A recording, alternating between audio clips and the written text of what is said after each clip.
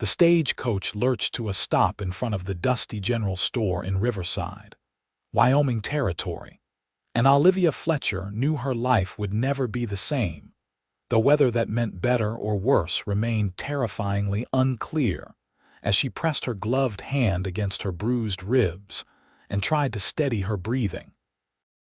Through the small window, she could see a man standing beside a weathered wooden post, his hat pulled low against the afternoon sun of June 1878.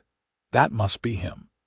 Jacob Ashford, the rancher who had answered her advertisement, the man who expected a wife, the man who had no idea what broken thing was about to step off this coach into his life.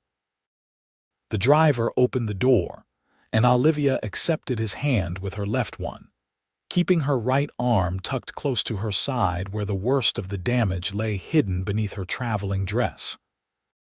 Each step down felt like shattered glass grinding in her joints, but she had learned to hide pain behind a carefully composed expression. 3 years of marriage to Harold Fontaine had taught her that much, at least, before pneumonia had finally claimed him 2 months ago in Chicago. Jacob Ashford stepped forward, and Olivia got her first clear look at the man she had agreed to marry. He was tall, perhaps 30 years old, with sun-weathered skin and eyes the color of the Wyoming sky. His jaw was strong beneath a neatly trimmed beard, and his broad shoulders spoke of years of hard work. But it was his eyes that caught her attention, the way they softened when he looked at her, as if he could already see past the careful facade she wore. "Miss Fletcher." His voice was deep and gentle, nothing like the harsh bark she had grown accustomed to. "Yes. Mr. Ashford, I presume?" Olivia tried to curtsy, but a sharp pain shot through her side, making her gasp before she could stop herself.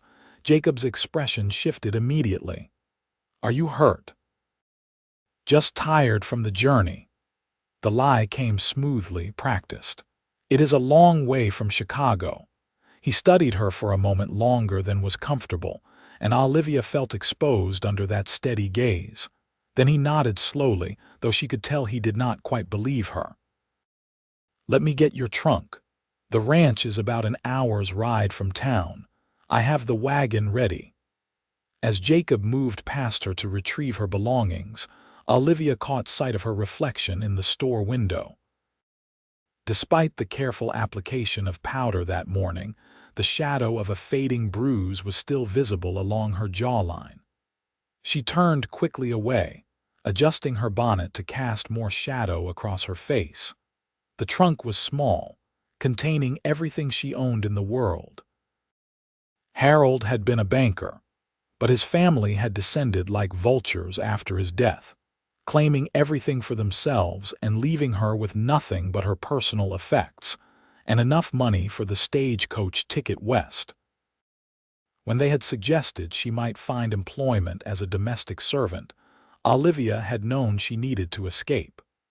The advertisement for mail-order brides had seemed like providence, a chance to start over where no one knew her shame. Jacob lifted the trunk as if it weighed nothing and secured it in the wagon bed. Then he turned back to her, offering his hand to help her up onto the seat. Olivia hesitated, knowing that even his innocent touch might reveal how tender her body still was, but there was no avoiding it. She placed her hand in his and allowed him to assist her. His grip was firm but gentle, and when she winced despite her best efforts, she saw his brow furrow. He said nothing, however, simply climbing up beside her and taking the reins. They rode in silence for the first several minutes, leaving Riverside behind as they traveled through the open prairie. The land here was vast and wild, so different from the crowded streets of Chicago. Olivia found herself breathing deeper despite the pain in her ribs, as if the endless sky overhead was giving her permission to expand. "It is beautiful," she said softly, and meant it. "It is." Jacob's voice held pride. "Hard land, but honest. It does not pretend to be anything it is not." Olivia felt those words like a knife to her heart. She was nothing but pretense now. A woman pretending she was whole and worthy of the fresh start this man was offering. "Tell me about your ranch," she said, desperate to turn the conversation away from anything that might lead to difficult questions. Jacob's expression brightened. "I have been building it up for 8 years now. Started with nothing but a deed and a dream. Now I have got near 300 head of cattle, good grazing land, and a house that is finally worthy of being called a home.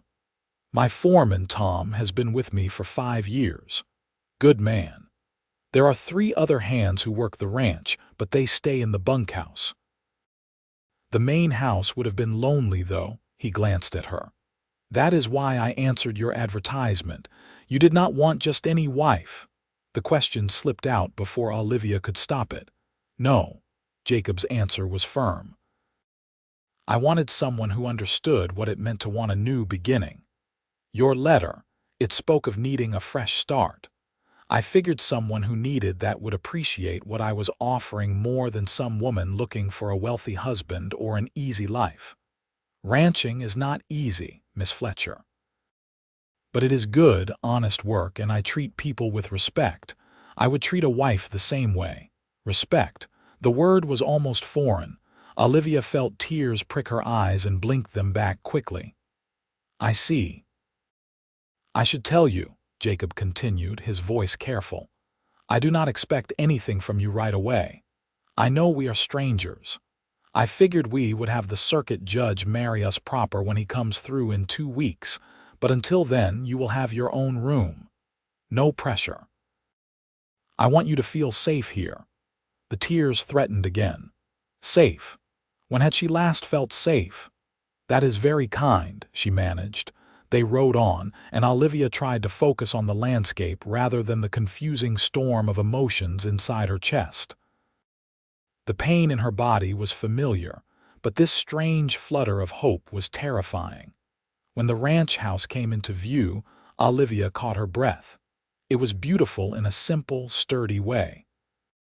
2 stories tall with a wide porch wrapped around the front, the house stood strong against the backdrop of rolling hills. Corrals and outbuildings spread out behind it, and she could see cattle grazing in the distance. "You built this?" she asked. "Most of it." Pride colored Jacob's voice. "Tom helped with the barn, and we hired a carpenter from Riverside for some of the finish work on the house, but yes, it is mine. Ours if you decide to stay." If. He was giving her an out, Olivia realized. Even after she had traveled all this way, he was telling her she had a choice. The thought was almost incomprehensible. Jacob brought the wagon to a stop in front of the house and climbed down, then moved around to help Olivia. This time she was prepared for the jolt of pain and managed to hide it better. But when her boot caught on her skirt and she stumbled, Jacob caught her automatically. His hands gripped her upper arms to steady her, and Olivia could not stop the cry of pain that escaped. Jacob released her instantly, stepping back with his hands raised. "I am sorry. I did not mean to hurt you." "You did not, I just." But the lie died on her lips as she met his eyes. There was no anger there, no accusation, just deep concern and a growing understanding that made her want to run. "Miss Fletcher." Jacob's voice was very gentle. "Olivia, are you hurt?" The use of her given name, the softness in his tone, it broke something inside her. She swayed slightly, suddenly exhausted from the weight of pretending. "I will be fine, I just need some time to heal." "Heal from what?" He did not move closer, but his attention was completely focused on her. "Please, I need to know." Olivia looked at this man who was essentially a stranger, this man who had built a life with his own hands and was offering to share it with her, and she made a choice. She could not build a new life on lies, no matter how much easier they might make things in the short term. "My husband," she said quietly. "My late husband. He was not a kind man." Jacob's jaw tightened, and she saw his hands curl into fists at his sides. But when he spoke, his voice remained gentle. "He is the one who hurt you. It was not a question, but Olivia nodded anyway. Yes, for 3 years. And before you ask, no, I did not leave because I had nowhere to go, no money of my own, and no family who would have believed me over him. He was a respected banker. I was just his wife. When he died, his family took everything and made it clear I was not welcome, so I came here. You came here hurt and hoping I would not notice. I came here hoping it would not matter. Olivia lifted her chin. I will be a good wife, Mr. Ashford. I can cook and clean and manage a household. I will not complain or make trouble. I just need time for the bruises to heal. Jacob was quiet for a long moment, studying her with those sky-blue eyes. Then he shook his head slowly. No. Olivia's heart plummeted. Of course. He did not want damaged goods. She should have known better than to tell the truth. I understand. If you could just give me a few days to rest, I will find a way back to town. And no, Jacob interrupted firmly. You misunderstand me. I mean, no, you did not come here to be a good wife and not complain. You came here to be safe. Everything else can wait. Olivia stared at him, not comprehending. Jacob took a careful step closer, his movements slow and deliberate, as if approaching a skittish horse. How badly are you hurt, Olivia? I do not, please. I need to know if you require a doctor. The genuine concern in his voice undid her. Bruised ribs, she admitted quietly. Bruises on my arms and back. One of my wrists was twisted, but it has mostly healed. Nothing broken, I do not think. It has been getting better. When did he last hurt you? 3 days before he died, about 10 weeks ago. Jacob breathed out slowly through his nose. All right.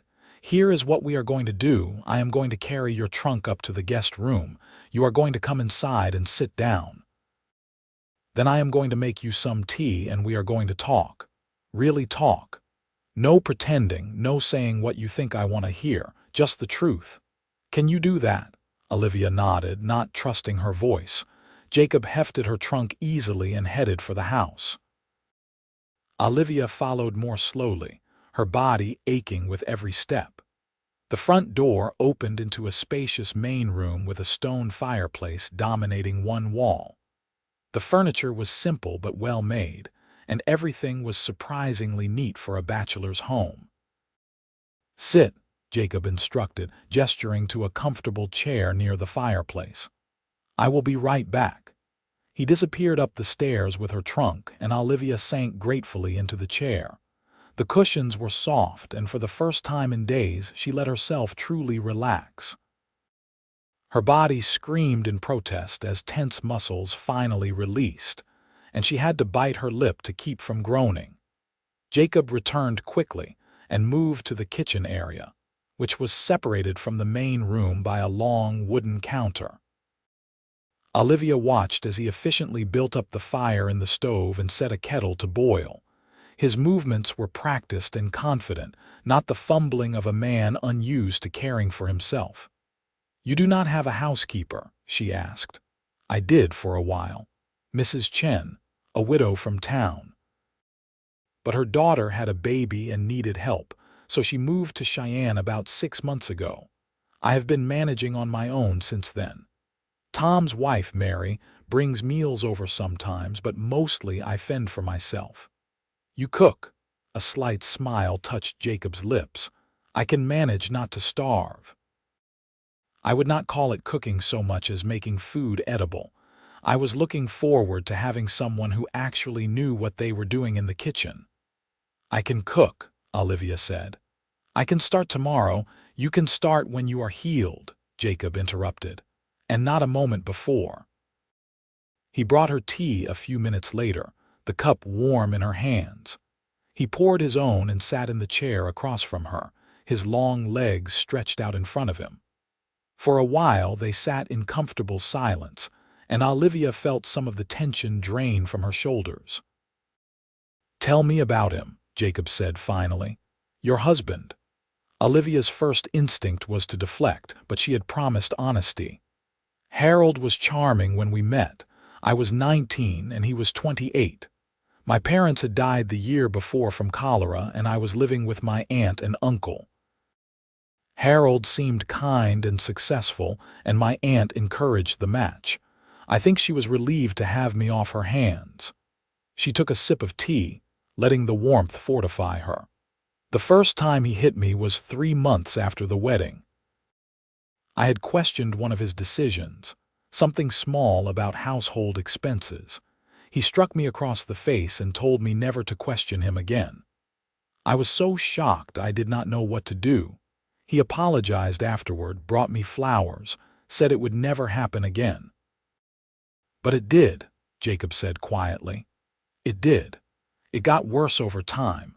If dinner was not to his liking, if I spoke too much or too little, if I looked at another man, if his day at the bank had gone poorly. There was always a reason, always something I had done wrong. After a while, I stopped trying to figure out the pattern and just tried to survive. Jacob's knuckles were white where he gripped his cup, but his voice remained gentle. Why did you not go to the law and tell them what? That my husband disciplined me? Harold was careful. He never marked my face where it would show, never hurt me in public, and he was respected in the community. A banker, a deacon at the church, who would have believed me? I believe you. The simple statement made Olivia's throat tight. You do not know me. I know enough. I know you are hurt and trying to hide it. I know you traveled halfway across the country to escape. I know you are brave enough to tell me the truth when lying would have been easier. Jacob set down his cup and leaned forward, his elbows on his knees. Olivia, I need you to understand something. What your husband did to you, that was not normal, that was not right. A man who hurts a woman is not a man at all. He is dead now, Olivia said. Pneumonia took him in April. The doctor said it was quick. And you felt relieved. It was not a question, but Olivia answered anyway. Yes. God help me, yes. I stood at his funeral and felt nothing but relief, and then his family accused me of being a cold, unfeeling wife. They said I had never deserved him. Maybe they were right. They were not right. Jacob's voice was firm. They were blind and foolish, and they let you down. But that is over now. You are here, and I promise you on my life and everything I own, I will never lift a hand to you in anger. Never. Do you understand? Olivia met his eyes, searching for any hint of deception, any sign that this was just another pretty lie. But all she saw was sincerity and a fierce protectiveness that made her breath catch. I want to believe you, she whispered. Then that is where we will start. Jacob stood and held out his hand, palm up, letting her choose whether to take it. Come on, let me show you to your room. You need to rest. Olivia placed her hand in his, and he helped her up with careful gentleness. He led her up the stairs, moving slowly to accommodate her pace. The guest room was at the end of the hall, bright with afternoon sunlight streaming through lace curtains. It is not much, Jacob said, but the bed is comfortable and you will have privacy. My room is at the other end of the hall, and I am a sound sleeper, so you do not need to worry about disturbing me if you need to move around at night. The necessary is out back, but there is a chamber pot under the bed. I will bring up water for washing. You do not need to wait on me, Olivia protested. I am not waiting on you. I am taking care of you. There is a difference. Jacob moved to the window and adjusted the curtains. I have been alone for a long time, Olivia. 8 years building this ranch, focused on nothing but work and survival. I answered your advertisement because I was ready for something more. I want a partner, someone to share this life with. But right now, you need time to heal, and I need you to let me help with that. Can you do that? Olivia looked at this man who was offering her everything she had dreamed of during those long, painful nights in Chicago: safety, kindness, a chance to start over. It seemed too good to be true, and yet here it was, standing in front of her in scuffed boots and dusty work clothes. I can try, she said. Jacob smiled, and it transformed his whole face. That is all I ask. Now rest. I will bring up some water and check on you before supper." He left, closing the door softly behind him, and Olivia sank onto the bed. The mattress was indeed comfortable, and the room smelled of fresh air and sunshine. She lay back carefully, mindful of her ribs, and stared up at the ceiling. For the first time in 3 years, she felt the tight knot of fear in her chest begin to loosen. She was not naive enough to think everything would be perfect, but maybe, just maybe, she had finally found a place where she could learn to breathe again. The sound of boots on the stairs roused her sometime later. She must have dozed off. There was a soft knock on the door. "Come in," she called. Jacob entered carrying a pitcher of water and a stack of clean towels. "I thought you might want to wash up before supper. I am making stew." "Well, heating up stew that Mary brought over yesterday. Like I said, my cooking skills are limited." "That sounds wonderful." And it did. Olivia could not remember the last time someone had considered her comfort without expecting something in return. Jacob set the water on the washstand. "There are some things of my mother's in that wardrobe. She passed 5 years ago, but I could not bring myself to give away her clothes. You are about the same size. Please, use whatever you need. Your mother lived here for the last 2 years of her life. After my father died, she came west to live with me. She loved this place." A shadow of old grief crossed Jacob's face.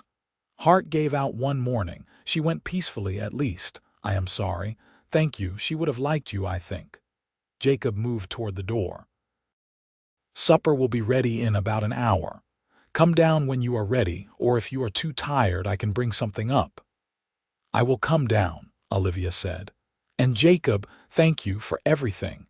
He nodded and left, and Olivia stood slowly, making her way to the washstand. The water was warm, and she washed away the dust of travel carefully, mindful of her injuries.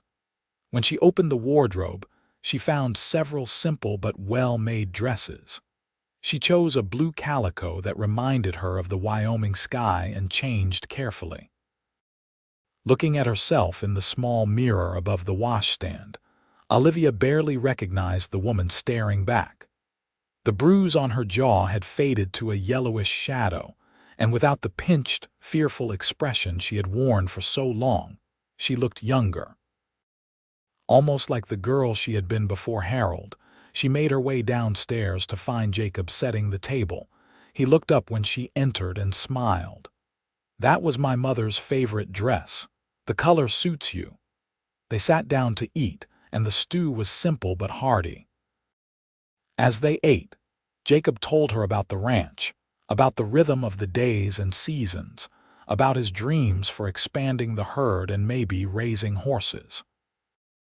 Olivia found herself relaxing, even laughing at his story about a particularly stubborn bull who had developed a fondness for Mary's vegetable garden.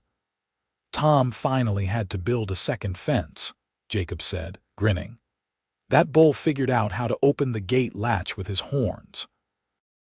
Smartest and most annoying animal I have ever owned." "What is his name?" "Tom calls him Satan. I call him Red on account of his coloring. We compromise by calling him Red Satan when he is being particularly difficult." Olivia laughed, and it felt strange but good. When had she last laughed like this? After supper, Jacob insisted on cleaning up while Olivia sat by the fireplace. The sun was setting, painting the sky in shades of orange and pink visible through the windows. She watched the colors shift and change, feeling a peace she had not known in years. "It is beautiful here," she said softly. Jacob joined her, sitting in the chair across from hers. "It is. I never get tired of the sunsets. Everyone is different." They sat in companionable silence as darkness fell. Finally, Olivia stood, stifling a yawn. "I should retire. It has been a long day." "Of course." Jacob stood as well. "Sleep as long as you need tomorrow. There is no rush for anything." Olivia made her way upstairs, her body aching but her heart lighter than it had been in years. She changed into a nightgown she found in the wardrobe, one of Jacob's mothers, and slipped between the clean sheets. Within minutes, she was asleep, and for the first time in years, she did not dream of Harold's fists. She woke to sunlight streaming through the window and the smell of coffee drifting up from downstairs. For a moment she was disoriented, but then memory returned. Wyoming. The ranch. Jacob. Moving carefully, Olivia rose and dressed, then made her way downstairs. Jacob was at the stove, and he turned when he heard her. "Good morning. Coffee, please." He poured her a cup, and she wrapped her hands around it gratefully. "Did you sleep well?" he asked. "Better than I have in years." "Good." Jacob's smile was warm. "I need to ride out and check on the herd today. You are welcome to come along if you are feeling up to it, or you can rest here. Mary said she would stop by this afternoon." "I would like to meet her," Olivia said, "but I think I will stay here today. I am still quite tired." "Understandable. Make yourself at home. There are books in the study if you want something to read, and feel free to explore. I should be back by mid-afternoon." After a breakfast of eggs and bacon that Jacob cooked with more enthusiasm than skill, he headed out. Olivia spent the morning exploring the house, learning its rhythms and corners. Everything was neat and functional, built with care. In the study, she found a surprising number of books, everything from cattle management guides to poetry. She was sitting in the chair by the fireplace, absorbed in a volume of Longfellow, when a knock came at the door. Opening it, she found a smiling woman about her own age with friendly brown eyes and dark hair pulled back in a practical bun. "You must be Olivia. I am Mary, Tom's wife. Jacob told us you would be arriving yesterday. Please come in." Mary entered carrying a basket. "I brought some fresh bread and a pie. Apple, Jacob's favorite, and I thought you and I could get acquainted." They spent the afternoon talking, and Olivia found herself relaxing around Mary's easy warmth. Mary had come west with her family in a wagon train 5 years ago, she explained, and met Tom when her father hired him to help with their homestead. "Tom says Jacob has been different since he decided to send for a bride," Mary said, pouring them both more tea. "Happier, more hopeful. He is a good man, Olivia, one of the best I have known." "He has been very kind," Olivia said carefully. Mary studied her for a moment, and Olivia saw understanding dawn in her eyes. She must have noticed the fading bruises, the careful way Olivia moved. But she did not pry, just reached over and squeezed Olivia's hand gently. "You are safe here," she said quietly. "Whatever came before, you are safe now." Tears pricked Olivia's eyes, and she nodded, not trusting her voice. When Jacob returned that afternoon, he found Olivia and Mary laughing together in the kitchen. The sound made him stop in the doorway, a smile spreading across his face. Olivia looked up and felt her breath catch at the sight of him, dusty and sun-warmed, his eyes crinkling with genuine happiness. "I see you two have met," he said. "We have," Mary confirmed, rising. "And I have convinced Olivia to come to supper at our place tomorrow night. Tom wants to meet her properly." "That sounds good," Jacob agreed. After Mary left, Jacob washed up and they prepared supper together. Olivia found herself relaxing into an easy rhythm with him, their movements complementing each other in the kitchen. She made biscuits while he fried chicken, and when they sat down to eat, it felt almost domestic, almost like a real marriage. The days began to develop a pattern. Jacob worked the ranch but made a point of being present for meals. Olivia spent her time exploring the house and gradually taking on more of the household tasks as her body healed. Jacob never pushed, never demanded, just accepted whatever she offered and thanked her for it. True to his word, he gave her space and privacy. He was unfailingly gentle, careful never to touch her without permission, never to crowd her. When he needed to pass her in a narrow doorway, he would announce himself. When he had to reach past her for something, he asked first, Slowly, Olivia began to relax. The constant tension she had carried for 3 years started to ease. She found herself sleeping better, eating more. The bruises faded completely, and the pain in her ribs diminished to a dull ache that only bothered her when she moved wrong. The supper at Tom and Mary's house was pleasant, their small cabin filled with warmth and laughter. Tom was a quiet man with kind eyes, and he treated Mary with obvious affection. Watching them together, seeing the way they moved around each other with easy familiarity, made Olivia ache for something she had never had. "They are good together," Jacob said quietly as they rode back to the ranch in the wagon. "They are," Olivia agreed. "Have they been married long?" 3 years. They lost a baby last year, a little girl. Mary took it hard, but Tom stood by her through it all. "That is terrible." "It is, but they are trying again, hoping. Life out here can be hard, but having someone to face it with makes all the difference."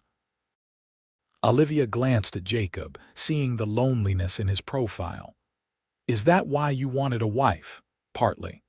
But also because I was ready to build something more than just a successful ranch. I want a family, Olivia. I want children and laughter in this house. I want to share the sunsets with someone who appreciates them. I want a partner." He looked at her, his expression serious. "But I want you to know there is no pressure. We will take this as slow as you need." "The circuit judge comes through in a week," Olivia said quietly. "He does. But we do not have to get married then if you are not ready. We can wait as long as you need." They rode in silence for a while, the stars bright overhead. Finally, Olivia said, "I want to marry you, Jacob, when the judge comes. If you still want me. If I still want you." Jacob pulled the wagon to a stop and turned to face her fully. "Olivia, I have watched you this past week. I have seen your strength, your resilience. I have seen you laugh with Mary and take joy in small things. I have seen you heal bit by bit. You are remarkable, and yes, I absolutely still want to marry you." "I am broken," Olivia whispered. "No." Jacob's voice was firm. "You were hurt, but you are not broken. And even if you were, I would spend my life putting you together. That is what marriage is supposed to be, is it not? Two people helping each other be whole." Olivia felt tears slip down her cheeks. Jacob reached up slowly, giving her time to pull away, and gently wiped them away with his thumb. It was the first time he had touched her face, and instead of flinching, Olivia found herself leaning into the touch. "I will spend my life putting you together," Jacob repeated softly, "if you will let me." "I do not know how to be loved," Olivia admitted. "I do not know how to trust that this is real." "Then we will learn together. I have never been married before either. We will figure it out as we go, and we will do it right, with honesty and kindness and respect. No secrets, no violence, no fear, just two people choosing each other every day." "I would like that," Olivia said. "I would like that very much." Jacob smiled and took up the reins again, and they continued home. When they arrived, he helped her down from the wagon with careful hands, and Olivia realized she was no longer afraid of his touch. The fear that had been her constant companion for so long was beginning to fade, replaced by something tentative and fragile but undeniably hopeful. The next week passed in a gentle blur. Olivia took over the cooking completely, finding joy in preparing meals for someone who appreciated them. Jacob praised everything she made, even the biscuits that came out a bit too hard. He brought her wildflowers from the prairie, arranging them clumsily in a jar on the kitchen table.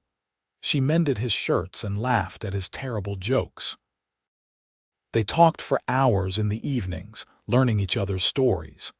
Jacob told her about growing up in Kansas, about coming west with nothing but determination and a dream. She told him about her childhood in Chicago, about her parents and the happiness she had known before they died. "You will be happy again," Jacob promised. "I will make sure of it." "You already are," Olivia replied, and meant it. When the circuit judge arrived in Riverside on a bright Saturday morning, Olivia wore a dress that Mary had helped her make from fabric Jacob had bought in town. It was pale green, the color of new leaves, and it fit her perfectly. Mary had woven flowers into her hair, and when Olivia looked at herself in the mirror, she saw not a frightened victim but a woman stepping into a new life. Jacob was waiting at the bottom of the stairs, and when he saw her, his eyes widened. "You look beautiful," he said, his voice hushed. "Thank you. You look quite handsome yourself." He did. He wore a new shirt and his best pants, his hair neatly combed and his beard freshly trimmed. But it was the expression in his eyes that made Olivia's heart flutter. Wonder, joy, and something deeper that she was just beginning to recognize. They rode to town together, Tom and Mary following in their wagon. The judge conducted the ceremony in the small church, a simple affair with Mary and Tom as witnesses.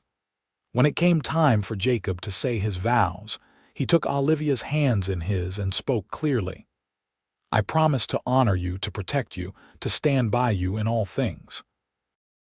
I promise to be patient, to be kind, to be the man you deserve. I promise that my hands will only ever offer comfort, never harm, and I promise to spend every day trying to make you happy." Olivia's voice shook as she said her own vows. "I promise to be honest with you, to trust you, to build a life with you. I promise to be your partner in all things. I promise to try, even when it is hard, even when I am afraid. And I promise to love you with everything I have." When the judge pronounced them husband and wife, Jacob leaned in slowly, giving Olivia every chance to pull away. But she did not. She met him halfway, and their first kiss was gentle and sweet and full of promise. There was a small celebration dinner at the town's only restaurant, with Tom and Mary and a few of the ranch hands who had made the trip to town. Olivia found herself laughing, truly laughing, surrounded by people who seemed genuinely happy for them. The ride back to the ranch felt different now. She was no longer a mail-order bride, no longer a visitor. She was Jacob's wife, and that house on the prairie was her home. Night had fallen by the time they arrived. Jacob helped her down from the wagon, and they stood together in the yard, looking up at the stars. "Are you nervous?" Jacob asked quietly. "A little," Olivia admitted, "but not of you, just of the unknown." "We do not have to do anything tonight except sleep," Jacob said. "I meant what I said about taking things slow." "I know, but Jacob, I am your wife now. I want to be a real wife to you." He turned to face her, cupping her cheek gently. "You are my real wife regardless. But if you are saying what I think you are saying, then yes, I would like that too, but only if you are certain." "I am certain. I am still a little afraid, but I trust you. That is enough." Jacob led her inside and up to his room, their room now. He had placed more wildflowers on the dresser, and the bed was made with fresh linens. They undressed separately, shyly, and when Jacob pulled back the covers, Olivia slipped in beside him. He held her carefully, mindful of her still healing ribs. His touch was gentle as he explored, always asking permission, always making sure she was comfortable. When they finally came together, Olivia felt tears slip down her cheeks, but they were not tears of pain or fear. They were tears of relief, of joy, of finally understanding what it meant to be cherished. Afterwards, Jacob held her close, stroking her hair. "Are you all right?" he whispered. "I am more than all right. I am happy." "Good, that is all I want, for you to be happy." Olivia drifted off to sleep in his arms, feeling safer than she had ever felt in her life. The months that followed were a time of healing and growth. Olivia bloomed in the safety and security Jacob provided, her confidence returning bit by bit. She took pride in her home, in the meals she cooked, and the garden she planted. She made friends with the other ranch wives in the area, women who accepted her without question. Jacob was true to every promise he had made. He was patient when old fears resurfaced unexpectedly. Once, he came up behind her in the kitchen, and she flinched before she could stop herself. Instead of being angry, he apologized for startling her and made a point of announcing himself whenever he entered a room after that. When she had nightmares about Harold, he held her and talked her through them, never once complaining about his sleep being disturbed. In return, Olivia gave Jacob everything she had. She learned the rhythms of ranch life and became a true partner in the enterprise. She kept the books, managed the household budget, and even learned to ride so she could accompany him when he checked on distant pastures. Their physical relationship deepened as Olivia's trust grew. What had started as tentative and careful became passionate and joyful. Jacob taught her that intimacy could be about connection and pleasure, not control and pain. She learned to ask for what she wanted, to say no when she needed to, and to revel in the freedom that came with a partner who truly respected her. As autumn painted the prairie in gold and russet, Olivia realized her monthly courses were late. At first, she thought it was just the stress of adjusting to a new life, but when another month passed, she began to suspect the truth. She waited until she was certain before telling Jacob, choosing a quiet evening when they sat together watching the sunset. "Jacob, I have something to tell you." He turned to her, immediately attentive. "What is it?" "I am with child. I am certain of it now." For a moment, Jacob just stared at her, and Olivia felt a flicker of worry. But then his face broke into the widest smile she had ever seen. He let out a whoop of joy that probably carried all the way to Tom and Mary's place, then gently pulled Olivia into his arms. "We are going to have a baby," he said, wonder in his voice. "Olivia, you have made me the happiest man alive. You are not worried, it is so soon." "Why would I be worried? This is wonderful news." "We will need to make sure you see the doctor regularly, and you will need to take it easy, and we will need to set up a nursery." He was talking fast, already planning, and Olivia laughed. "We have time. The baby will not be here until spring." "Spring," Jacob repeated, his hand moving to rest gently on her still flat stomach.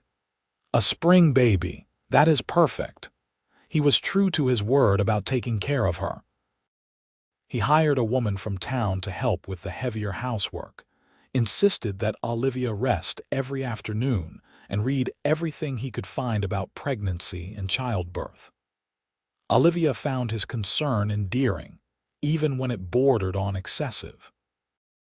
"I am not an invalid," she protested one afternoon when he tried to stop her from hanging laundry. "I know, but the book said pregnant women should not strain themselves." "Jacob, women have been having babies since the beginning of time. I can hang laundry." But she let him help anyway, touched by his care. As winter closed in, they spent long evenings by the fire, planning for their child. Jacob began building a cradle, working on it in the evenings with careful attention to detail. Olivia sewed tiny clothes, marveling at how small they were. "What do you hope for?" Jacob asked one night. "A boy or a girl, I do not care as long as the baby is healthy," Olivia said. "But I think a boy would be nice. A son to help you with the ranch. A daughter would be good too, a little girl with your strength and spirit." Jacob's hand rested on her now rounded belly. "Either way, this child will be loved and wanted and safe. That is what matters." Christmas came, and they celebrated quietly, just the two of them and Tom and Mary. Olivia had never been happier. The fear and pain that had defined so much of her life felt like a distant memory, replaced by contentment and anticipation. The new year of 1879 brought deep snows and bitter cold, but the house was warm and well stocked. Jacob had made sure of that, not wanting Olivia to lack for anything. She spent her days preparing for the baby, her excitement growing with each passing week. One evening in late February, they were sitting by the fire when Olivia suddenly gasped. Jacob was on his feet instantly, worry creasing his face. "What is it? Is it the baby?" "No, no, everything is fine. The baby just kicked. Here, feel." She guided his hand to the spot, and a moment later Jacob's eyes widened as he felt the flutter of movement beneath his palm. The look of wonder on his face made Olivia's heart swell with love. "That is our baby," he whispered. "That is our child." "Yes," Olivia agreed. "Our baby." March brought the first hints of spring, and with it, Olivia's time grew near. The doctor from Riverside had examined her and pronounced everything progressing normally, but Jacob still worried. Mary promised to come stay when the time came, and Jacob arranged for Tom to handle the ranch so he could be with Olivia. The labor began on a mild evening when the prairie was just beginning to green. Olivia woke Jacob in the early hours of the morning, and he sent Tom racing to town for the doctor and Mary. Then he held Olivia's hand and talked her through the contractions, his voice steady even though she could see the worry in his eyes. Mary arrived first and took over with calm efficiency, having helped birth several babies in the area. The doctor came an hour later, and by dawn, Olivia was exhausted but making progress. "You are doing so well," Jacob kept saying.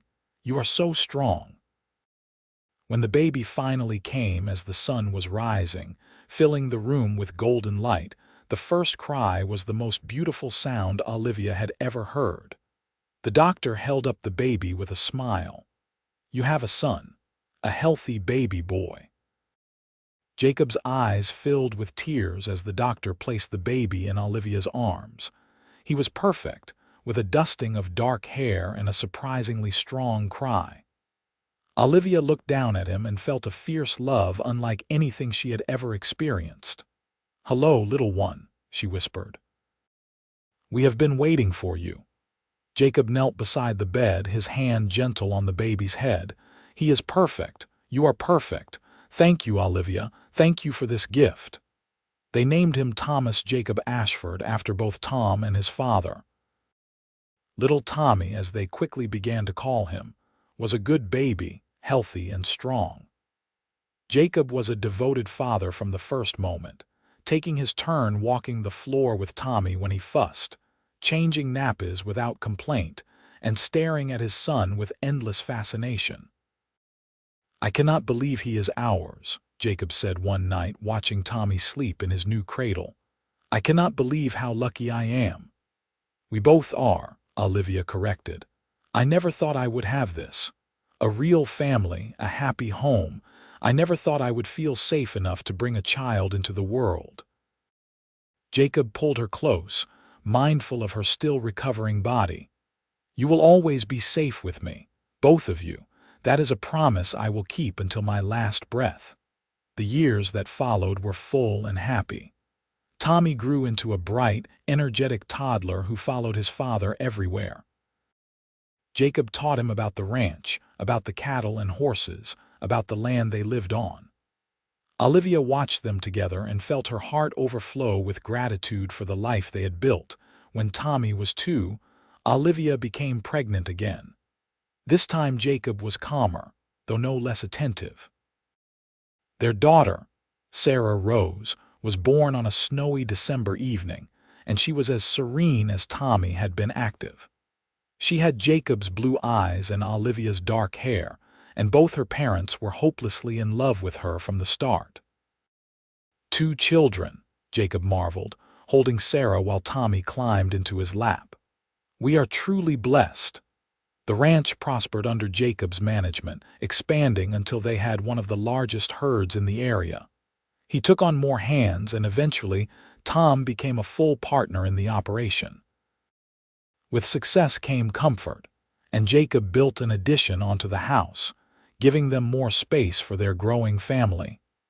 Olivia never forgot where she had come from, never forgot the broken woman who had stepped off that stagecoach 5 years ago.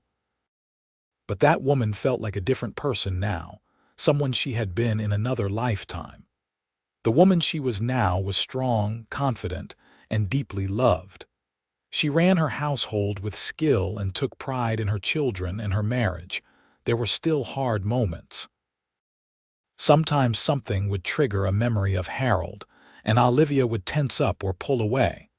But Jacob had learned to read her moods, and he knew how to help her through those moments without making her feel weak or foolish. "It is all right to remember," he told her once. "Those memories are part of what made you who you are, but they do not define you anymore. You define you." When Tommy was 5 and Sarah was 3, Olivia discovered she was pregnant for a third time.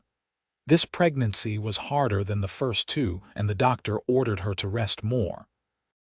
Jacob hired additional help and took over more of the childcare, managing the ranch and the children with equal competence. Their third child, a boy they named Daniel, was born on a warm May evening in 1884. He was a small baby but fierce and determined, letting out lusty cries that announced his arrival to the world. Jacob held him and laughed with joy. "3 children," he said. "Our family is complete."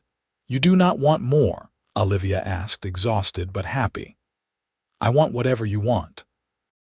But right now, I want you to rest and recover.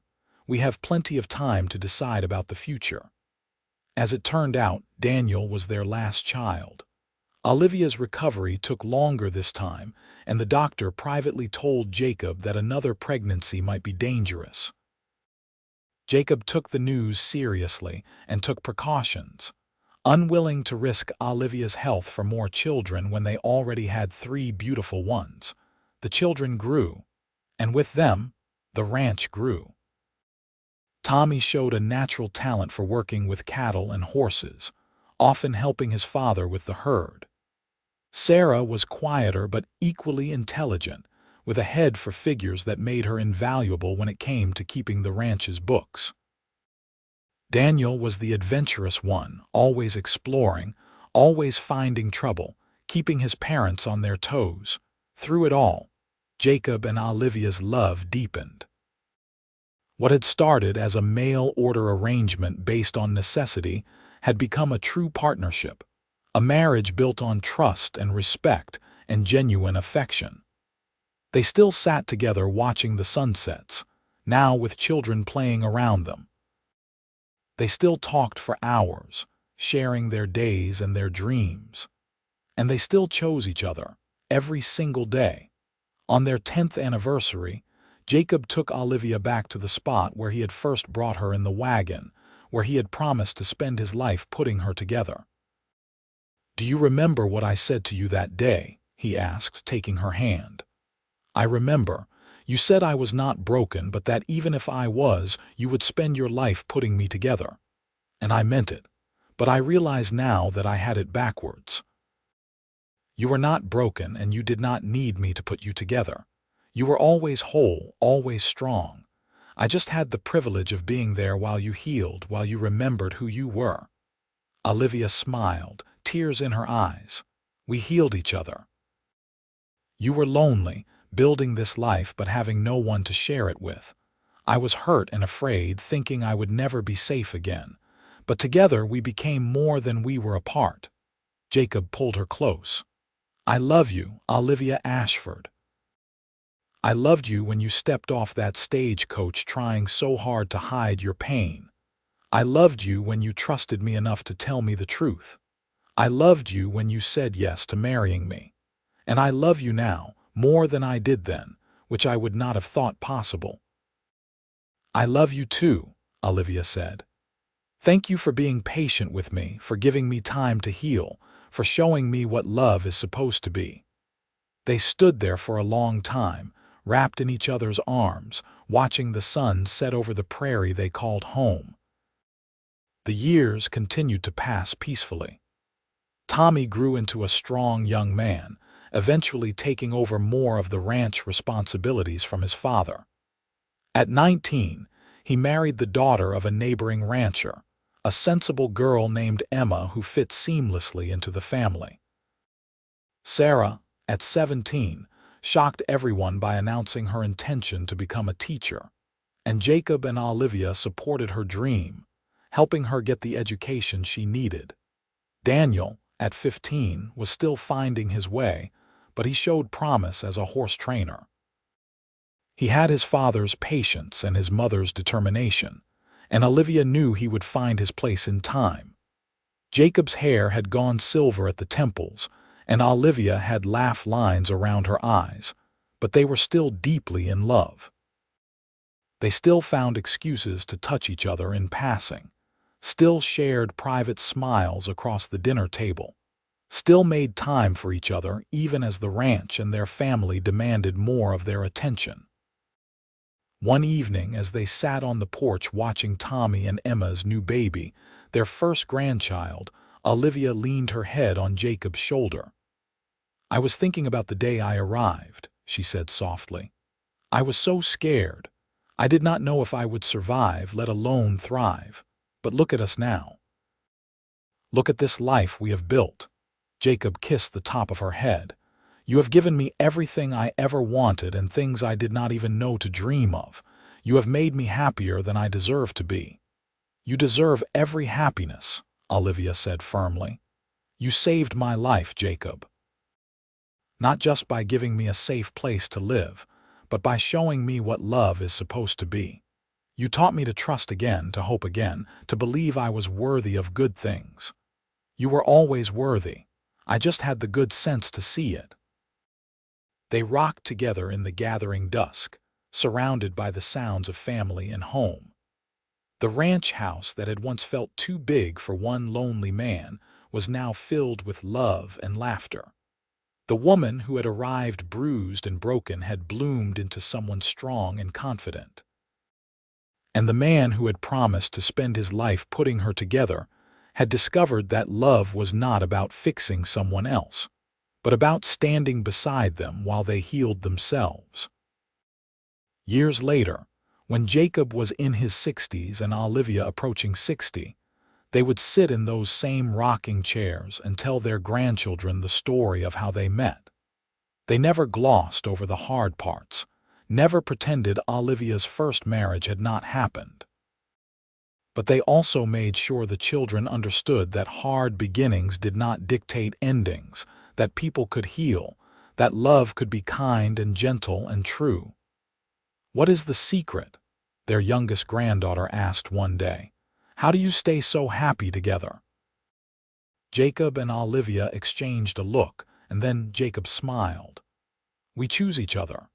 Every single day we wake up and choose to be partners, to be kind, to be honest. Marriage is not easy, but with the right person it is worth every bit of effort."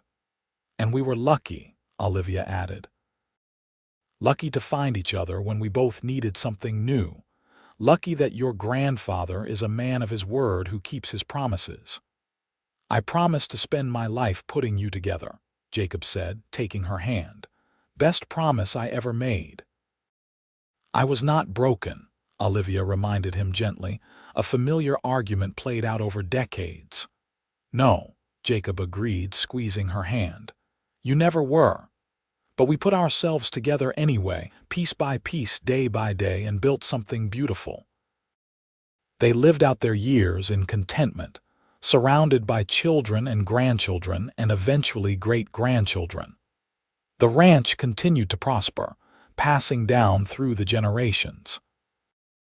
And when Jacob finally passed peacefully in his sleep at 72, with Olivia holding his hand, his last words were of love and gratitude for the life they had shared. Olivia followed him 3 years later, having lived to see her 80th birthday. On her final day, surrounded by family, she smiled and said, "I am going to see your grandfather now. He has been waiting long enough." They buried her next to Jacob on a hill overlooking the ranch under the endless Wyoming sky. The headstone was simple but spoke of a life well lived, a love story that had started with pain but ended in joy. The house still stood, now home to Tommy and Emma's eldest son and his family. The ranch still prospered. And on quiet evenings, when the wind blew just right across the prairie, you could almost hear the echo of laughter, the ghost of old conversations. The whisper of a promise kept.